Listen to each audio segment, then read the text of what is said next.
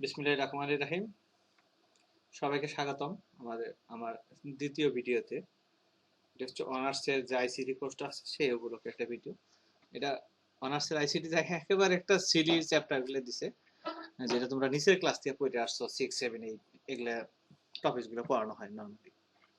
ইন্টারমিডিয়েটের মতো তো একটু ভেজাইলে না, এটা ইজি আছে, একটু পড়তে পারলে হয়ে যাবে। মানে যে গ্যাপটা আছে 28 থেকে 4 তারিখে, গ্যাপের মধ্যে কেউ যদি পড়াশোনা করে এখানে প্লাস পাওয়া সম্ভব।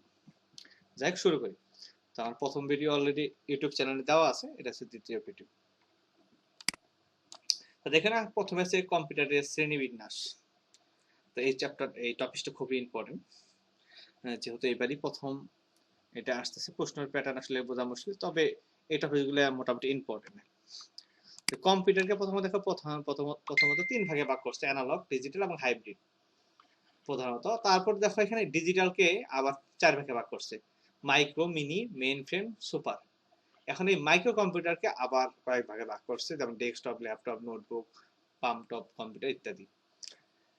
তা এই শ্রেণী বিন্যাসগুলো আমাদের জানতে হবে কিন্তু, মানে প্রত্যেকটা এগুলো সংজ্ঞাও আসতে পারে, প্লাস হচ্ছে পার্থক্য আসতে পারে, বড় প্রশ্নের জন্য বৈশিষ্ট্য আকার আসতে পারে। এই টপিকগুলো তুমি বানায় লিখতে পারবে না অ্যাকচুয়ালি, এটা ভালো করে জানতে হবে। তা প্রথমে দেখেন অ্যানালগ কম্পিউটার। অ্যানালগ কম্পিউটার হচ্ছে নর্মাল যে হিসাবপাতি আমরা করি, এই যে যেমন হচ্ছে বলছি তরল তাপ প্রবাহ, যেমন হচ্ছে আমরা গাড়িতে মিটার দেখি না, বা বিভিন্ন যে আমরা যে সাইকেল পাম্প দিতে যাই যেখানে ওখানে একটা মিটার থাকে, এই টাইপের মানে অ্যানালগ যে সিস্টেমের যে কাটা সদৃশ থাকে এই টাইপের বা মিটার। সেটা হচ্ছে যেমন বলছে যে মোটর গাড়ি বেগ নির্ণায়ক, ওই যে মোটর গাড়িতে যে বেগ থাকে বা মোটর সাইকেল, এই টাইপগুলো যে কাজগুলো করে সেটি হচ্ছে অ্যানালগ কম্পিউটার। মানে কম্পিউটার নাম থেকে তো তাকে কম্পিউটার ওই ই হইতে পারে, মানে কম্পিউটার তো একটা কাজের জন্য বানানো হয়েছে, তা এই কাজটাই হচ্ছে এই অ্যানালগ কম্পিউটার দ্বারা করা হয়, যে সিস্টেমটা। তারপর দেখো ডিজিটাল। ডিজিটাল কম্পিউটার অলরেডি তোমরা ইন্টারমিডিয়েট পড়ে আসছো। আমরা যে বাইনারি সংখ্যা ওখানে যে পড়ছিলাম, যে ডিজিটাল কম্পিউটার, ইলেকট্রনিক ডিজিটাল সিস্টেমে কেন বাইনারি সংখ্যা পদ্ধতি ব্যবহার করা হয়। মূলত এই ডিজিটাল কম্পিউটারটা এই ডিজিট শব্দ থেকে আসছে, এবং এই ডিজিটাল কম্পিউটার 0 এবং 1 এই দুইটা নিয়ে কাজ করে। একটা হচ্ছে ভোল্টেজের অফ অবস্থা, একটা হচ্ছে অন অবস্থা, বা ভোল্টেজ হাই এবং লো করে এই পুরো কাজটা, গাণিতিক প্রক্রিয়াটা অনেক সূক্ষ্মভাবে এই ডিজিটাল কম্পিউটার করে দিতে পারে। এবং দুইটার মধ্যে পার্থক্য আছে, এই পার্থক্যগুলো কিন্তু ইম্পর্টেন্ট, এগুলো একটু পড়তে হবে, এগুলো কিন্তু পরীক্ষায় আসার জন্য খুবই ইম্পর্টেন্ট। তারপরে হচ্ছে হাইব্রিড কম্পিউটার। এই অ্যানালগ এবং ডিজিটাল কম্পিউটারকে সংমিশ্রণ করে যে কম্পিউটার তৈরি করা হয়েছে সেটা হচ্ছে হাইব্রিড কম্পিউটার বলে। এগুলো বিশেষ বৈজ্ঞানিক গবেষণা কাজের জন্য তৈরি করা হয়েছে ধরুন। তারপরে দেখো যে আকার, আয়তন ও আকৃতির এবং কার্যকারিতার ভিতরে আবার 4 ভাগে ভাগ করছে: সুপার কম্পিউটার, যেটা উপরে আমরা দেখলাম, main frame computer, mini computer এবং মাইক্রো কম্পিউটার। সুপার কম্পিউটারটা দেখো, নামই হচ্ছে সুপার, তার মানে কি, এটা হচ্ছে সবচেয়ে শক্তিশালী এবং দ্রুত কম্পিউটার সময় ব্যয়বহুল কম্পিউটার। আকৃতির দিক দিয়ে মানে সর্ববৃহৎ এ শ্রেণীর কম্পিউটারগুলো হচ্ছে সূক্ষ্ম বৈজ্ঞানিক, মানে বৈজ্ঞানিক গবেষণা, বিপুল পরিমাণ, হিউজ পরিমাণ ডেটা আছে, সেই ডেটাগুলো বিশ্লেষণ, অ্যানালাইসিস এগুলা করার জন্য, মানে বিভিন্ন গবেষণা করার জন্য মূলত এই সুপার কম্পিউটারগুলো ব্যবহার করা হয়। তারপর দেখা যাচ্ছে main frame computer. Main frame computer হচ্ছে যেমন হচ্ছে একটা কম্পিউটার থাকবে আর বিভিন্ন টার্মিনাল থাকবে, মানে একটা কম্পিউটারে অনেকগুলো টার্মিনাল থাকবে, যেটাতে ওই টার্মিনাল গুলো ইউজ করতে পারবে। যেমন হচ্ছে ওই যে মোটামুটি এক ধরনের আমাদের হচ্ছে তোমার উদাহরণ দেই, যে আমাদের বিভিন্ন আইসিডি যে ল্যাব গুলো আছে, তারপরে ওখানে একটা সার্ভার কম্পিউটার আছে, আর বিভিন্ন টার্মিনাল গুলোতে ওই যে যা আমরা ইউজ করি সেখানে টার্মিনাল ইউজ করে, ওইগুলো নর্মালি বলা হয় ওইগুলোকে টার্মিনাল। এই টাইপের যে একসাথে অনেকগুলো কাজ করবে একটা মেন ইয়ে থেকে, সেটা এই হবে। যেমন ব্যাংক, বীমা প্রতিষ্ঠান, বিভিন্ন এগুলাতে ওই একটা কম্পিউটার থেকে বাকি গুলাতে লাইন দেওয়া থাকে, টার্মিনাল হিসেবে কাজ করে ওই কম্পিউটার গুলো। এইটা। তারপরে দেখো আছে চিত্র আছে, এগুলো চিত্রগুলো দেখে নিই একটু। তারপরে দেখো mini computer. Main frame computer হচ্ছে এই যে হচ্ছে ছোট আকারের যে কম্পিউটার গুলো থাকে, টার্মিনাল গুলো ওই টাইপের, সেটা হচ্ছে এই মিনি কম্পিউটার। মানে এর কেন্দ্রীয় প্রক্রিয়ার অংশে জন্য সাধারণ এক বোর্ড বিশিষ্ট বর্তনী থাকে, মানে উৎপাদন প্রতিষ্ঠান যেমন ব্যাংক ট্যাঙ্ক এগুলাতেই নর্মালি এগুলা ব্যবহার করা হয় এই মিনি কম্পিউটার গুলা। তারপর দেখা হচ্ছে মাইক্রো কম্পিউটার। এই মাইক্রো কম্পিউটার হচ্ছে মাইক্রো প্রসেসর তৈরি সর্বাপেক্ষা ব্যয়, মানে বহুল ব্যবহৃত কম্পিউটার, মাইক্রো প্রসেসর এখানে ইউজ করা হয়েছে এই মাইক্রো কম্পিউটারে। এটা সাধারণত একজন লোক ইউজ করে, এই জন্য হচ্ছে একে মাইক্রো কম্পিউটার বা হচ্ছে পার্সোনাল কম্পিউটার বা পিসি বলা হয়। সাধারণত যেমন এটা হচ্ছে সহজে বহনযোগ্য, দাম তুলনামূলক কম এবং রক্ষণাবেক্ষণ হচ্ছে সহজ। এই ধরনের বিনোদন বা বিভিন্ন সরকারি দপ্তর টপ্তরে বিভিন্ন জায়গায় আমরা এই মাইক্রো কম্পিউটার গুলো ব্যবহার করি।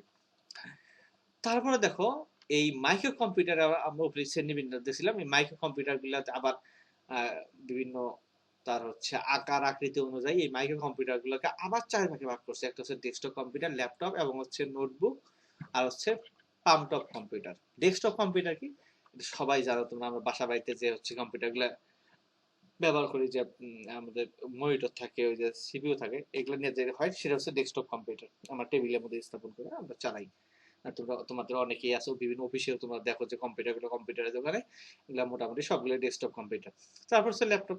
ল্যাপটপ তো সবাই চিনো, ল্যাপটপ যেটা আমরা কোলের মধ্যে নিয়ে বাসের মধ্যে নিয়ে ব্যবহার করি, সেই ল্যাপটপটাই হচ্ছে এই হচ্ছে ল্যাপটপ বলি আমরা। যে ল্যাব বা কোলের উপর স্থাপনকে ব্যবহার করা হয় এমন ছোট আকারের কম্পিউটারকে ল্যাপটপ বলা হয়। একে ভাঁজ করে রাখা যায়, তোমরা জানো এখন বিভিন্ন কোম্পানি বিভিন্ন রকম কম্পিউটার ল্যাপটপ বানাইছে, যেগুলো হচ্ছে উপরে আবার টাচ স্ক্রিন আছে, আবার হচ্ছে এই পাশেও দেখা যায়, এই পাশে মোড়ানো যায়, বিভিন্ন কোম্পানি ই করছে। এটা হচ্ছে নর্মালি যে কোনো জায়গায় আমরা নিয়ে এটা ক্যারি করে ব্যবহার করতে পারি। তারপর দেখো নোটবুক। নোটবুক আর হচ্ছে ল্যাপটপ গুলো মোটামুটি একই রকম টাইপের, কিন্তু নোটবুকটা হচ্ছে ল্যাপটপের সাথে ছোট থাকে এবং এটা হচ্ছে কাজের দিক দিয়ে একটু আমরা কম কাজ করা যায়। এটা সাধারণত ছোটখাটো কাজ করার জন্য আমরা এই নোটবুক গুলা ব্যবহার করি সহজে। এটাতে নোটবুকে সাধারণত যে সিডি রুম ডিভিডি রুম যেটা থাকে এটা নর্মালি থাকে না, ছোটখাটো কাজ করার জন্য নোটবুক ইউজ করি। তারপর দেখো পাম টপ কম্পিউটার। এটা হচ্ছে ওইটার একটা ছোট একটা কম্পিউটার, হাতের মধ্যে নিয়ে বা ছোট্ট আকারে একেবারে মোবাইলের মতো এটাতে আমরা যে ইউজ করতে পারি, সেটা হচ্ছে এই হচ্ছে পাম টপ কম্পিউটার বলে। এখানে কিছু ক্লাস শ্রেণীর বিন্যাস আছে, কোনটা কোথায় ব্যবহার করা হয় এগুলা জাস্ট একটু দেখে নিয়ে, কিন্তু উপরে এগুলা ভালো করে মুখস্থ করতে হবে। এগুলা জাস্ট দেখে নিয়ে যে কোনটা আসলে কোথায় ব্যবহার করা হয়, প্রেক্ষাপট কোনটা কোন জায়গায় ব্যবহার করি আমরা, মানে শ্রেণী বিন্যাস অনুযায়ী জাস্ট এগুলো একবার রিডিং করে উপরে এগুলো ভালো করে পড়তে হবে, আর নিচে এগুলো জাস্ট রিডিং দিয়ে দিলাম। তারপর দেখো সিস্টেমের ইউনিট সময় গুরুত্বপূর্ণ উপাদান একটা কম্পিউটারের সিস্টেমে কি কি। প্রথমে দেখো সেন্ট্রাল প্রসেসিং ইউনিট, এটা হচ্ছে কম্পিউটারের মেইন জিনিস, মস্তিষ্ক বলা হয় সিপিইউ কে, সেন্ট্রাল প্রসেসিং ইউনিট। এর কাজ হচ্ছে সমস্ত গাণিতিক প্রক্রিয়া, যোগ বিয়োগ, মানে যত রকম ঝামেলা আছে সবকিছু এই সিপিইউ মেনটেন করে। সিপিইউর মধ্যে একটা ইউনিট থাকে এএলইউ, এরিথমেটিক লজিক ইউনিট বলা হয় এটা। তো এটা হচ্ছে কি গাণিতিক বিভিন্ন কাজ টাজ করে থাকে। তারপরে হচ্ছে কন্ট্রোল ইউনিট থাকে যেমন সিইউ, এটা ডেটা ও নির্দেশনার মানে প্রবাহ নিয়ন্ত্রণ করে থাকে। রেজিস্টার থাকে, রেজিস্টার হচ্ছে অল্প আমরা কোনো কিছু করতেছি, এই অল্প পরিমাণ ডেটা সংরক্ষণের জন্য রেজিস্টার ব্যবহার করার জন্য ইন্টারমিডিয়েট সেটা পড়ে আসছে। তারপর কার্য নির্দেশনা বাস্তবায়ন ও ডেটার প্রক্রিয়াকরণের জন্য ব্যবহার করা হয়। এটা হলো এই সেন্ট্রাল প্রসেসিং ইউনিট বা সিপিইউ এটা। তারপর দেখো মেমোরি। মেমোরির মধ্যে এটা আমরা হচ্ছে এটা মেইনলি পঞ্চম অধ্যায়ে তোমাদের ইন্টারমিডিয়েট পড়াতে ভলটাইল মেমোরি আর নন ভলটাইল মেমোরি। তো ভলটাইল হচ্ছে প্রাইমারি মেমোরি, মানে প্রথম প্রাইমারি হচ্ছে প্রাইমারি লেভেল যে মেমোরি, এটা হচ্ছে র্যাম, তারপরে ক্যাশ, এগুলো হচ্ছে মানে ভলটাইল বা প্রাইমারি লেভেলে হবে।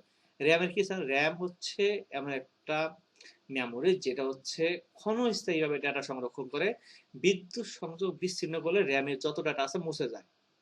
র্যামে বিদ্যুৎ সংযোগ বিচ্ছিন্ন করলে র্যামের সকল ডাটা মুছে, এই জন্য অস্থায়ী র্যামকে অস্থায়ী মেমোরি বলা হয়। এই জন্য র্যামের অনেক দাম বেশি। র্যাম যত বেশি থাকবে ওই ডিভাইসের পারফরমেন্স তত বাড়বে। তোমার সিস্টেমটা পুরো চালুই থাকে র্যামের উপরে। আমরা যখন মোবাইল কিনতে গেলে যেটার র্যাম বেশি সেটার হচ্ছে দাম বেশি। র্যাম হচ্ছে একটা ব্যয়বহুল একটা জিনিস। রোম কিন্তু অত ব্যয়বহুল না র্যামের চাইতে, র্যাম হচ্ছে রোমের চাইতে ব্যয়বহুল। তারপর দেখো ক্যাশ, এটা হচ্ছে ক্যাশ মেমোরি, এটা দ্রুত অ্যাক্সেসের জন্য ঘন ঘন ব্যবহৃত তথ্য সংরক্ষণ করে। ক্যাশ মেমোরি যেটা যত ভালো থাকে সেটা হচ্ছে ওই কম্পিউটার অত ফাস্ট কাজ করে। তারপর সেকেন্ডারি মেমোরি, নন ভলটাইল মেমোরি, সেকেন্ডারি মেমোরি যেগুলা হচ্ছে স্থায়ী মেমোরি বলি আমরা, মানে স্থায়ীভাবে ডেটা সংরক্ষিত হয়, যেমন এইচডিডি, ঠিক আছে, যে হার্ড ডিস্ক যেটা বলি। তারপরে এখন তো এসএসডি নামছে, যেটা হচ্ছে ওই যে দ্রুত গতি সম্পন্ন কম্পিউটার হচ্ছে খুব দ্রুত যাতে রান হয়, ফাস্ট হয়। মানে এসএসডির দাম একটু বেশি হার্ড ডিস্কের থেকে, এই এসএসডি এটার দাম হচ্ছে বেশি একটু। এটা ডাটা স্থায়ীভাবে সংরক্ষণ করে। তথ্য ও নির্দেশন সংরক্ষণ ও প্রক্রিয়াকরণ কাজে হচ্ছে তথ্য সংরক্ষণ, প্রক্রিয়াকরণ, মানে এগুলা কাজ করা এর মেইনলি কাজ। তো দুইটা একটু দেখা নেবা কোনটা হচ্ছে র্যাম আর রম। র্যাম, এই যে র্যাম আর রোম কোন জিনিস, কোনটা স্থায়ীভাবে সংরক্ষণ করে, কোনটা অস্থায়ীভাবে সংরক্ষণ করে। হার্ড ডিস্কের ভিতরে ডাটা স্থায়ীভাবে সংরক্ষিত, বিদ্যুৎ সংযোগ বিচ্ছিন্ন করলেও এই ডাটা থেকেই যায়। তারপর দেখো মাদারবোর্ড বা হচ্ছে মেইন বোর্ড যেটা বলে কম্পিউটারের। আমরা যে কম্পিউটারের ডেস্কটপ কম্পিউটার বা যেটাই খুলি, এখন যে বড় যে সার্কিটটা দেখা যায়, বিশাল বড়, যার মধ্যে র্যাম, তারপর হচ্ছে প্রসেসর সবকিছু লাগানো থাকে, সেটাই হচ্ছে মাদারবোর্ড। ঠিক আছে, এই মাদারবোর্ডের মধ্যে সবকিছু থাকে, সবকিছু লাইন এই মাদারবোর্ডটা, এই জন্য নাম হচ্ছে মেইন বোর্ড বা মাদারবোর্ড বলি আমরা। তারপর হচ্ছে power supply unit. Power supply, এই যে আমাদের মাদারবোর্ডটা চলবে বা কম্পিউটারটা চলবে, এই জন্য বিদ্যুৎ একটা সংযোগের ব্যবস্থা, যেমন আছে আমার মোবাইল চার্জ দেওয়ার জন্য কি আমরা চার্জার ব্যবহার করি না, সেই রকম কম্পিউটারের এই বিদ্যুৎ সাপ্লাই করার জন্য যেটা ব্যবহার, সেটা পাওয়ার সাপ্লাই ইউনিট বলা হয়। এটা বিদ্যুৎ, কম্পিউটারকে বিদ্যুৎ সাপ্লাই দেওয়ার জন্য ব্যবহার করা হয় সিস্টেমকে। এই যে এখানে একটা দেখো চিত্র দেখা যাচ্ছে, এটা হচ্ছে পাওয়ার সাপ্লাই আর এটা হচ্ছে গ্রাফিক্স কার্ড। গ্রাফিক্স কার্ড আলাদা জিনিস। তারপর দেখো ইনপুট আউটপুট ইন্টারফেস। একটা কম্পিউটারে আমরা ইনপুট এবং আউটপুট, কারণ কম্পিউটার আমরা ইনপুট দেবো সেখান থেকে আউটপুট নেবো, এই জন্য দুটো অংশ থাকে। এই পোর্ট বা শোনা যায়, ইউএসবি থাকে, এইচডিএমআই থাকে। ওই যে এইচডিএমআই যেটাতে আমরা ওই যে এখন কম্পিউটার মাদারবোর্ডে লাইন দেই, বা তোমরা বিভিন্ন জায়গায় দেখো আমাদের হচ্ছে টেলিভিশনে এইচডিএমআই পোর্ট থাকে এক ধরনের। এটা হচ্ছে ডিজিটাল, একেবারে সুন্দর অ্যাকুরেট সাউন্ড সহ ডাটা যায় এটা দিয়ে। তারপর ইথারনেট, মানে ইন্টারনেট লাইন দেওয়ার জন্য অডিও জ্যাক থাকে। আর এটা কি, এই যে কম্পিউটার হচ্ছে বাজে কিবোর্ড, মাউস, প্রিন্টার, এটা সংযোগ দেওয়ার জন্য এই ইনপুট আউটপুট ডিভাইসগুলো ব্যবহৃত হয়। তারপর হচ্ছে অপশনাল বলছে, যাই হোক, এটা হচ্ছে আমার হচ্ছে এই মাদারবোর্ডের মধ্যে আমরা আরো কিছু এক্সট্রা জিনিস লাগাইতে পারি, সেটা হচ্ছে যে গ্রাফিক্স কার্ড, যেটা জিপিইউ বলে। মানে তোমার কম্পিউটারকে আরো ফাস্ট করতে, আরো ভারী কিছু কাজ করতে, সাপোজ তুমি ভিডিও এডিটিং করো বা গ্রাফিক ডিজাইনের কাজ করো, সেক্ষেত্রে কিন্তু ওই গ্রাফিক্স কার্ড তোমার লাগবে। আর সাউন্ডের জন্য সাউন্ড কার্ড, এখন sound card automatically built in থাকে, লাগে না এরকম। তারপরে নেটওয়ার্ক কার্ড, ওটাও হচ্ছে বিল্ট ইন অবস্থায় থাকে, বাইরে কিনতেও পাওয়া যায়। তো এইটা হচ্ছে কম্পিউটারকে তোমার নতুন আরো কিছু ফিচার যোগ করার জন্য এইগুলো আমরা অপশনাল জিনিসগুলো অ্যাড করতে পারি।